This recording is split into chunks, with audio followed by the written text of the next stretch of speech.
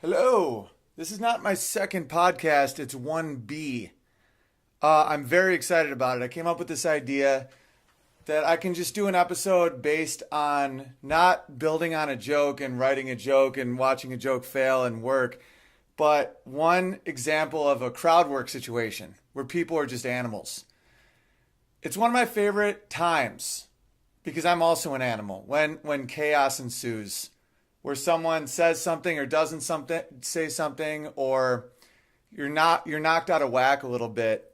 It's reminiscent to me of when I was a heckler at a Renaissance festival where I'd have my head and my hands would be out of a wall and people would pay money to throw tomatoes at my face and I would have to make fun of them. And the better job I did, the more money they'd spend to throw tomatoes at me.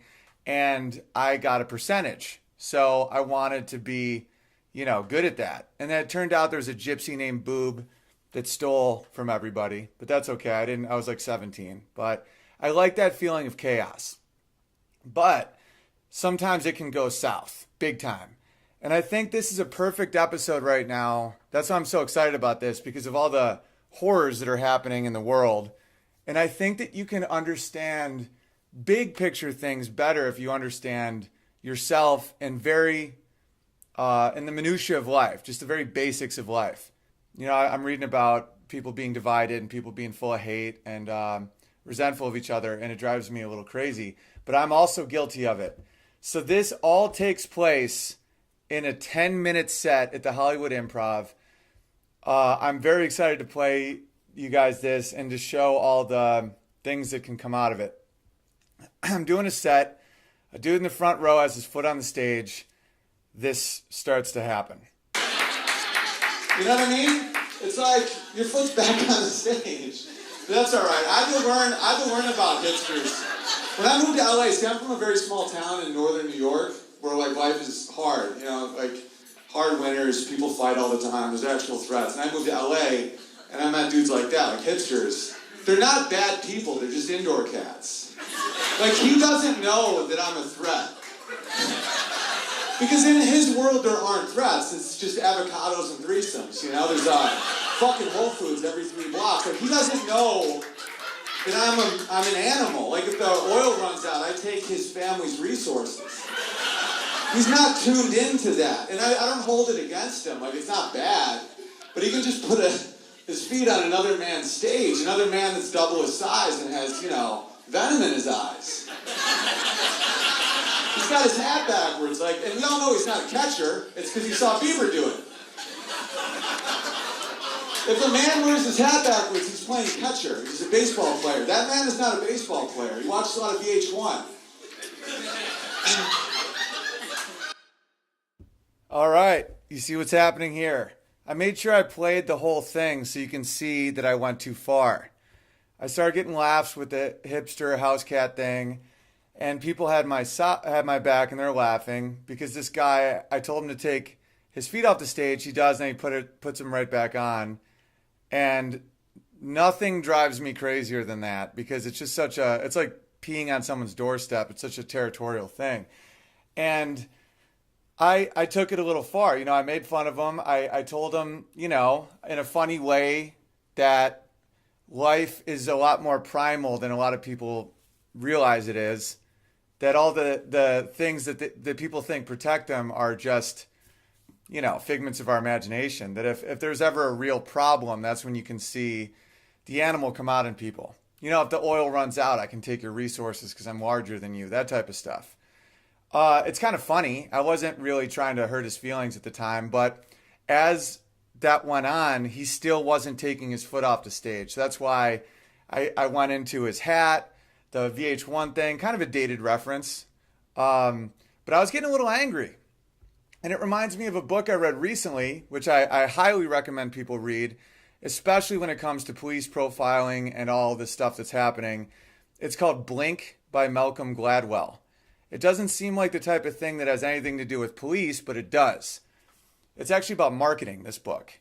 But it's about people making instantaneous judgments based on a trigger that they see. And usually that's based on past experiences, what you're taught, instincts, all these things come into play. And one thing I found incredible about the book was he analyzed what happens to people when their heart rates increase. And it broke down the scenario of a police officer in the 90s who shot and killed this unarmed man reaching for his wallet. And it just, on the surface, looks so cut and dry, murder. It's murder. And it is, it is. It is murder. It is horrible. But demonizing people, demonizing cops, demonizing all this stuff only pushes the problem. There's no solution in just demonizing. You can't just say, you bad, me good, you bad, me good. You have to start analyzing factors, all the factors, not just black, white. What are the rest of the factors? And one is heart rate. That what happens when someone feels fear and their heart rate increases, they tunnel vision. They only pick up on very specific things that are not actual threats, they start perceiving as threats. If your heart rate goes up over 140, it's called a state of arousal. Not sexual arousal, but just arousal. And, you see a rope, you think it's a snake. Stuff like that. You get jumpy. I see it in comedy all the time. It takes years to be comfortable enough on stage to just deliver a joke, let alone handle someone coming at you. I see new comedians all the time react in fear, react in anger, say crazy shit. Michael Richards, the guy from Seinfeld who was dropping all those N-bombs and doing that racial tirade, comedians gave him more slack than other people because they knew what was happening. They knew he was just spiraling. That he wasn't necessarily proclaiming his racial opinion. He was trying to say the worst possible things he could. And of course, those are horrible things. Like what he was saying was absolutely horrible. And he was just trying to shock his way out of the situation. So comedians were like, yeah, that's horrible what he did. He probably shouldn't go on stage anymore. But we kind of understood that it wasn't a declaration of racial intolerance. It was more just that dude can't handle a stage. And police have the same problem. I personally think the major problem is not training cops at a state of fear. Because I read a book recently called The Gift of Fear by Gavin DeBecker, which was recommended in Amy Poehler's book, Yes Please. She said she liked it, and I like Amy Poehler so much that I immediately read it. And what he does is teaches people, he's a security expert, specifically with women and protecting women and stuff, presidents, celebrities. And he tries to train bodyguards at a heightened state of fear so that they can react calmly when things are horrible. Genocides have happened. Wars have happened because people are scared. The Cold War witch hunts, the communist witch hunts. People just speaking freely made them a communist. That was all fear. Why am I going on this ramble? Because this is at play here. I see this foot on the stage, and now I see an act of war. And comedians are like dictators. We have to make an example. We have to execute, metaphorically, the rebels. Because we are in a tiny pocket. It's just you on a stage with a microphone, and there's hundreds of people around you that want to eat you alive. They don't necessarily think they want to eat you alive, but they do. It's chaos. You have to organize chaos. And if one person can get away with something, then anyone can. So you have to make an example. If someone's good to you, if someone laughs, you say, this is a great crowd, thank you. It's carrot and the stick. And the stick is necessary as well. But overreactions can occur. Here's the next interaction I have with this man in the crowd. This is about 3 minutes later. You comfortable? Jesus. Fucking feet off the stage. Come on, man. You're a man. You're grown up. Take your foot off the stage. Look at me. Thank you. It's cool. He's a good kid. He just needs an older brother. A lot of times people forget I'm a human and I'm real close and I'm 6'7" and fucking fired up. This isn't a TV screen. Your foot was on my stage. Be scared. Be scared of them. No fear. Like real fear, actual fear. Okay, things are escalating. Still getting laughs because they like me. I'm doing well on stage, but you can hear those silences where I'm like, no fear, like no real fear. Get your foot off the stage. Like that's real, and they can sense it. And then they feel uncomfortable, so when I allow them to laugh with, he needs an older brother, with a little empathy, they release tension with laughter, but that is a tense moment. That is not fun. this other book that I just finished applies as well. It's the biography of Albert Einstein by Walter Isaacson. Walter Isaacson is my favorite biographer. Unbelievable. He wrote the Steve Jobs bio, that really famous one, Ben Franklin's bio, all these great bios. And Einstein faced a lot of the same problems. That's why I like reading, these biographies of these quote unquote great people, because you see how deeply flawed they are and how that is just a universal truth. Don't be too hard on yourself because everyone's flawed. Einstein was a pacifist his whole life until World War II kicked in. He sees, these threats. He didn't create the atom bomb, obviously. He did E equals MC squared, but he did originally write a letter to Roosevelt telling him, we can make a bomb out of this. If you want to, let's do it, because Germans might. Because when he was a pacifist, I don't think he saw what, the real evil that could come from an Adolf Hitler. He didn't see, exterminations. World War I is one of the dumbest losses of human life imaginable, but at least it wasn't. I mean, you have the Armenian genocide by the Turks, but that's not really that well known, and I don't think it's not in the world psyche as much. But when you see an Adolf Hitler, I mean, that is just, you're like, this man has to be stopped. He can't win, or else he will ruin everything in the world. And that's when he flip-flopped back to, insisting on war and insisting on having the means to defeat this guy. So that kind of goes to show that there is no peace or war. Everyone's capable of both. We're all dual. We all have a duality to us. And the true irony of Einstein is by the end he wanted universal peace. But the only way to do that is to create this ultimate state, this United Nations on steroids, this worldwide federation that could dismantle all the arms. I mean, I don't know if he ever saw the irony, but that is exactly the opposite of what he believed in, which was fighting systems, fighting that, marching in the other direction, thinking in the other way, asking why, questioning everything. He wanted a force so large that they could make sure that no one exploded another atomic bomb. There was not another Holocaust. That all came from such a good place, but he didn't realize that that was the opposite of what he believed, and that putting that in reality would be impossible.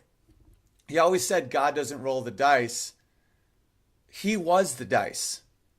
He was the radical element that shook things up and made people think and made people feel. He was the dice that God rolled.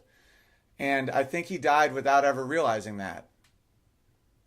And it doesn't matter how smart you are, sometimes you don't see what is happening. All right, back to comedy. This is what happened next. And this is my favorite part of the entire thing. Are you okay? Are you sad? Are you sad at what I said? Or are you from Sweden? Because this happened to me once. One time, someone was this psychotic, just sitting there like a fucking moron. And it turned out it was a table of deaf people, but they sat up front. Are you from France? That's what it is, man. Why don't you fucking tell me that? There's a language barrier. Because I'm reading signals that aren't real. You know what I'm saying? It's all good, dude. It's totally fucking cool. Because, that's how wars start. Misinterpretation. This dude, you see how I fucking went at him? That's because I'm judging him as an American. Someone should quickly say he's fucking French. Because everything I said is wrong. Everything. Europeans, he could be a fucking vicious man. Like fighters over there wear capri pants. I'm judging him based on the thought that he's not French. But then after a while, he still was not fitting any mold at all, so I was like, you're fucking French, right? Or you're not from here. All right, so I'm glad. Bonjour. Comme comme ça. That means kind of. Pomme de terre. Pomme de terres. Potatoes. Haricot vert. Green beans. Pamplemousse. Pamplemousse. Je voudrais pamplemousse. That means I want grapefruit. All right. That's how wars start. An act of war. This is all just silly comedy. I'm a clown. But you can see so much of the world in that, you know? And you can see the turn. All the things that I interpreted as aggressive were just him not knowing what I was saying. He literally couldn't speak English. And he was reserved and probably was scared. And a lot of times scared people display the same signs of aggressive people. And I felt bad. I immediately felt like apologizing and giving him a hug. And the only way I could culturally apologize is show that I knew 8 French words. Like 8. Here's another Einstein quote that I wrote down from the book because I thought it was amazing.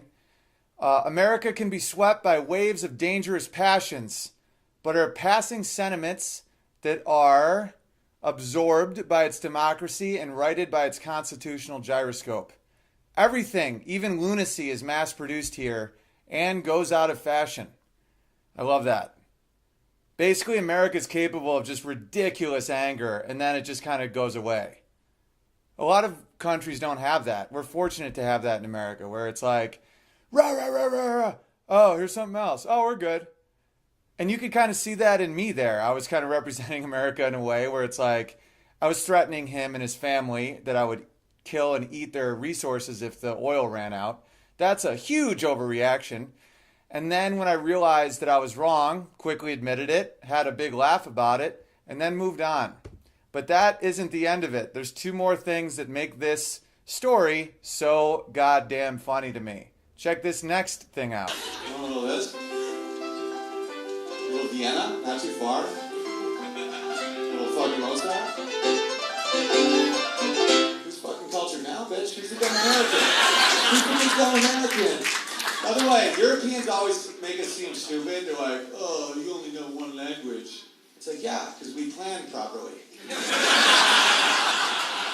Fucking 3,000 miles, 1 language. Maryland doesn't have their own fucking language because we're not morons.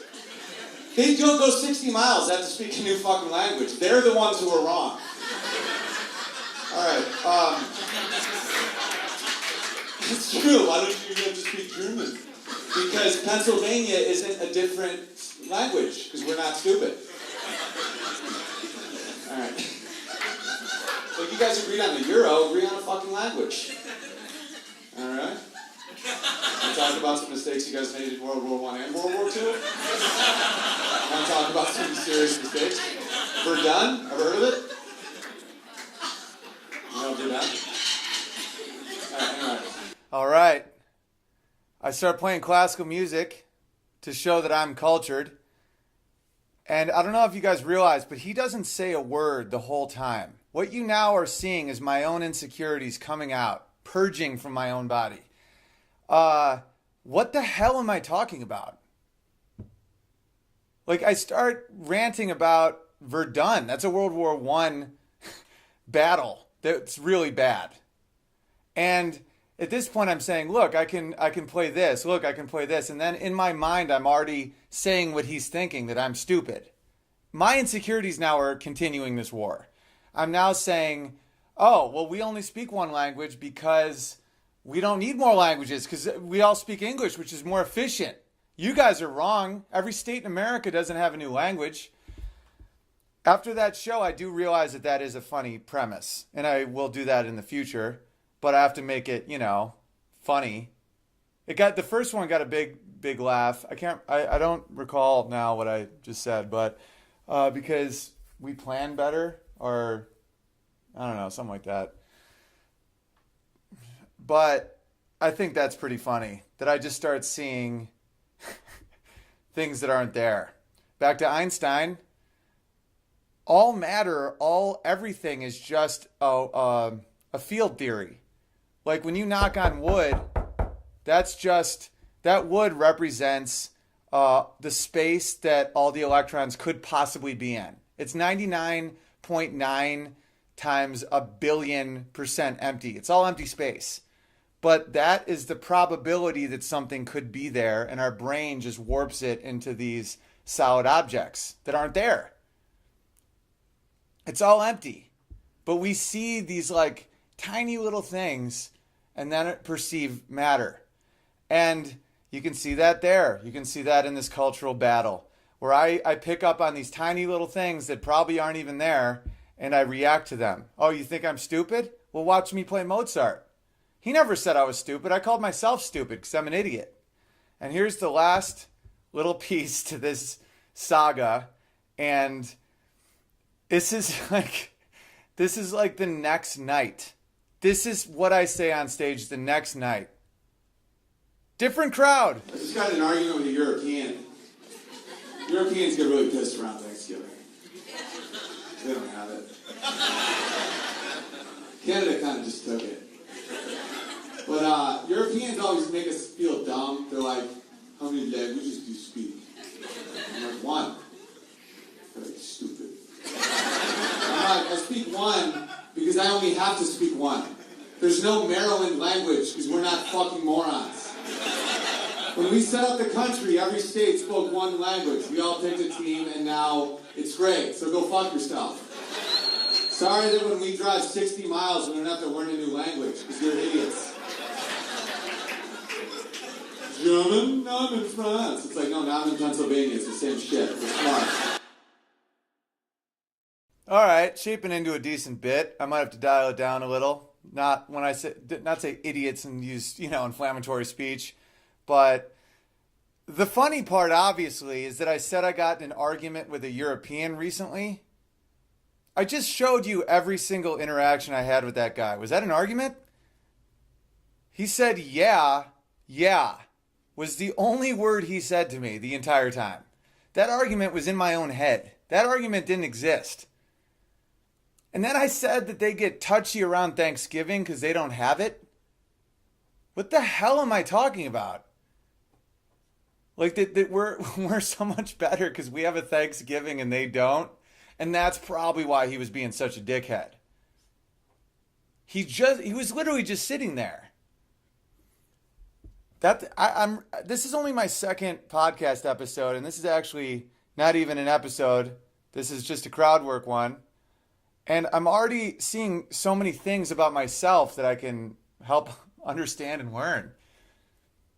Like, if I didn't record all these things and then later analyze them and then show you what I'm thinking about, I may have just not even thought about that. Just thought in my head that there was this French guy that told me I was stupid.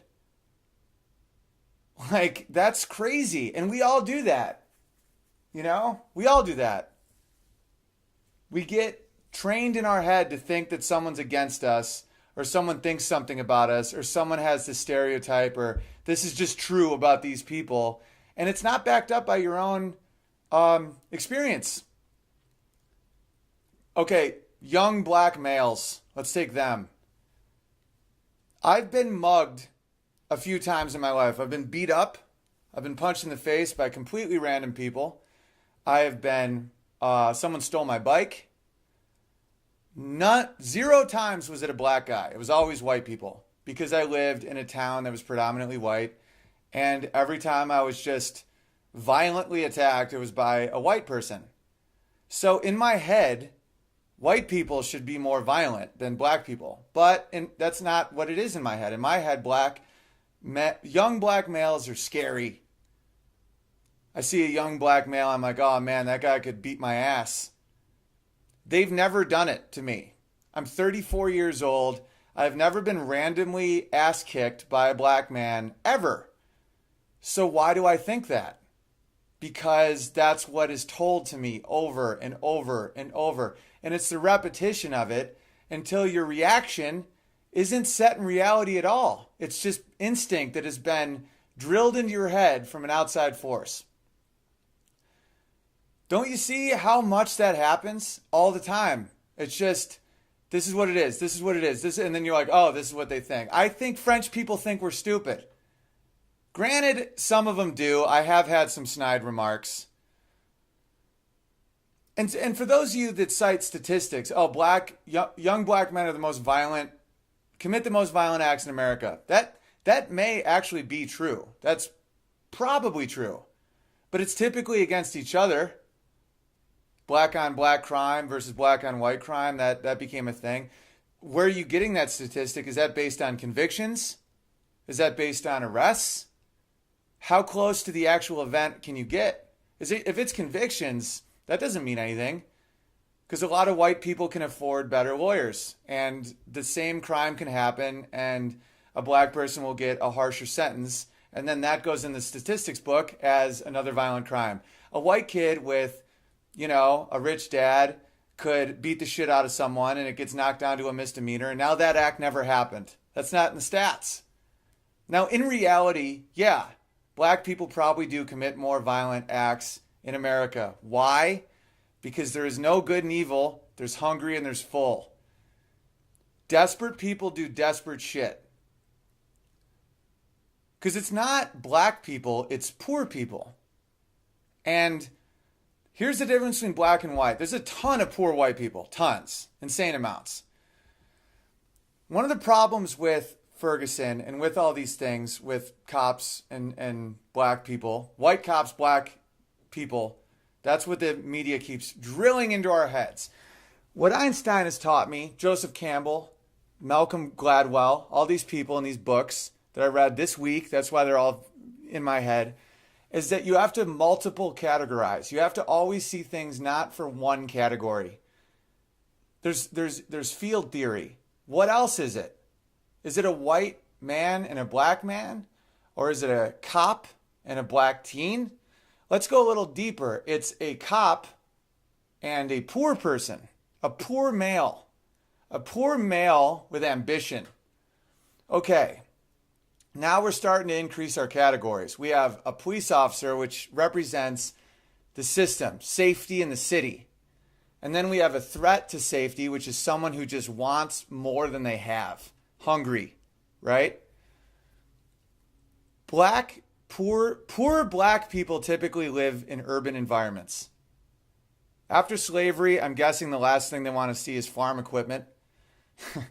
So they hit cities, they got industrial jobs, they stayed there. A lot of poor black people live in cities.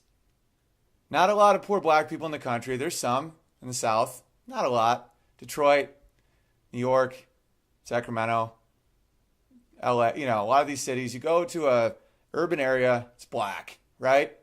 Where are poor white people in the country? Doesn't have the same population density, does it? Want to know what else it doesn't have? The same resources. Okay, the cops are basically the security guards for the government. They want to keep law and order. They want to keep you safe. Why? Because they want to keep their shit. The banks are in the cities, guys. Bank of America, Wells Fargo, Chase, the museums, skyscrapers, corporations, infrastructure. It's all in the cities. That's where all the money is. Okay, so who's a threat to that? Poor people. Who is poor where there is shit? Black people. Who is responsible for keeping order? Cops. Okay? The country, no one gives a shit if Gary explodes his trailer fucking his sister cooking meth. That's what poor white people do. They cook meth, they bang their relatives, and they set fires. Okay? Wells Fargo isn't there. It's not in the country. Cops don't patrol trailer parks. A lot of my black friends will be like, oh, response time for a crime because in a black neighborhood is this versus white neighborhood with is this. No, you're thinking rich white neighborhood. You go out in the country, response time is horrific. Your trailer's on fire, you call the cops, you're looking at an hour. I know this. My hometown has a lot of trailer parks. A lot of places I've been at have a lot of trailer parks. Cops don't give a shit about those people. They don't patrol there. Some white moron gets hammered, beats the fuck out of his wife. He doesn't go to jail. Cops contain it. They say, shut up, stop, just don't call us. Okay? The city has all the money. Rich people live in the city. They have to make sure that the hungry stay away from shit they can eat. Now, does that mean that police aren't racist? Does that mean the country isn't racist? Of course not. Because people don't think critically. People don't take a step aside and think. I'm fucking racist. Everyone's racist because it's been drilled in our heads. Even if you don't want to be, you still are. You got to read Malcolm Gladwell's Blank. The dude, he's half black, and he does this exercise. I think it was from Harvard or one of these big colleges where they tell you an emotion or a scenario or something, and you have to say if it's a black person or a white person. And they break it down to like very obviously good and bad things. And you just immediately think black, even if you know it's not. And it horrifies you. I mean, my parents are college professors. I was raised in a house with very little ignorant hate. It's like I could have had a gay brother and it would have been fine. Anything's fine. There's no isms in my house, but it's still there. You know, you think pilot. Immediately you think man. You don't think woman, man, white, gun. You know, these things occur. And I never thought I was racist. I always stood on my soapbox and was like, I'm not affected by that. I don't think that way. And that book recently, very, very recently, I was like, wow, I did just think black guy with getting mugged. And I've never been mugged by a black guy. What the hell is that? And Gladwell went on to explain that that's almost everyone in the country falls into that category. That if given enough time, you can analyze it and you can think, oh, that isn't real. That's just in my head. Bad driver. Boom. Asian. You know, is that real? I don't know. Probably not. But you just think it. War general. Man. You immediately think man. You don't think, could it be a woman? You just think man. CEO. White or black? White. Immediate. Could be black. You don't fucking know. And he found that time is the only factor with response.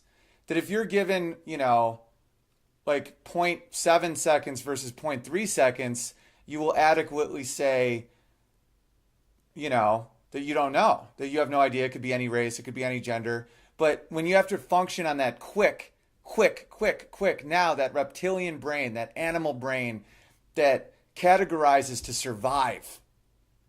That's what a lot of people also forget, is that these things kept you alive for 99% of your existence. You see something in the grass, you think snake. If it's a rope, that's fine. But if it's a snake, that quick movement kept you alive. And that is what kept us alive and was now our biggest problem. A lot of the things that kept us alive is now killing us spiritually in this country. And we have a way out. It's just time. Think. And also be healthy. Drink water. Eat right. Sleep. Care. Love. Like the action of loving someone or being in love or allowing someone to love you helps make these things kind of die down and the volume turn down. And that's pretty much my point, I guess, is that you put these great people on a pedestal like Albert Einstein, and you realize he died broken. Not broken. I'm sure he was happy and proud of his kids, and you know he loved his wife, but just trying to prove something that he held on to. Maybe in those final minutes, that comforted him. That it was like those dogs that have to wear a backpack, or like a donkey that has to walk. Like, work is his peace. Maybe. I hope so.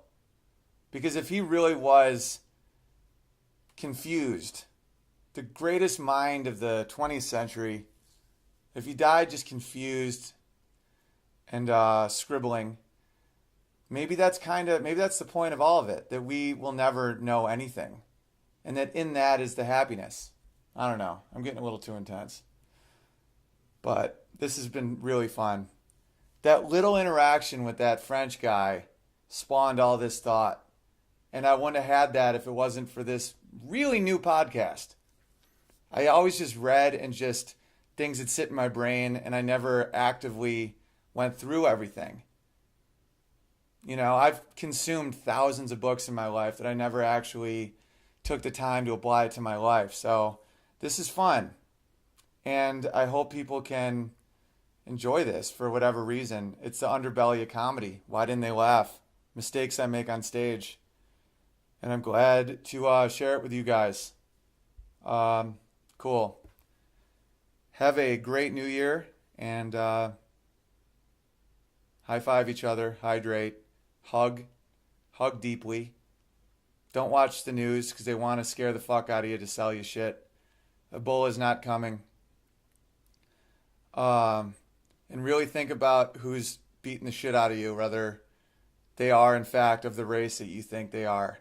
And then think about the cops who live in fear, who get murdered, who have to protect these giant structures, and empathize with them too.